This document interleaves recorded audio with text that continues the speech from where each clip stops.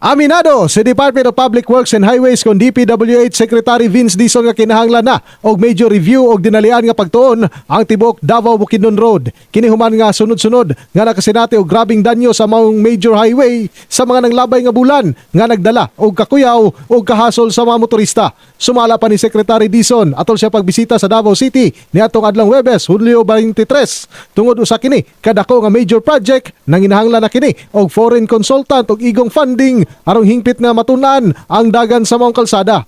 Talk to the Asian Development Bank and the World Bank.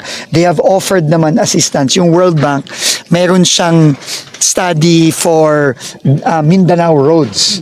So malamang yung World Bank na ang magpopondo ng study nito. Kasi hindi to biro. Kailangan to international ang gagawa nito. Hindi natin kaya to.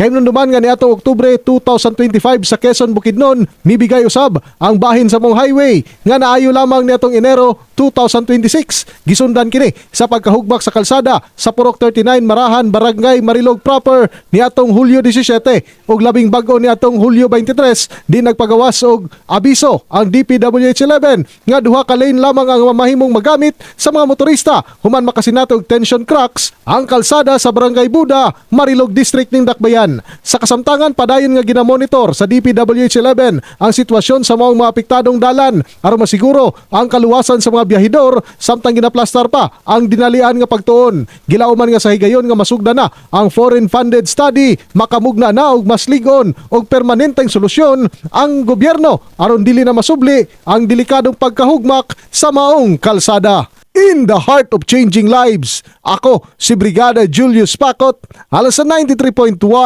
Brigada News FM Davao, The Music and News Authority.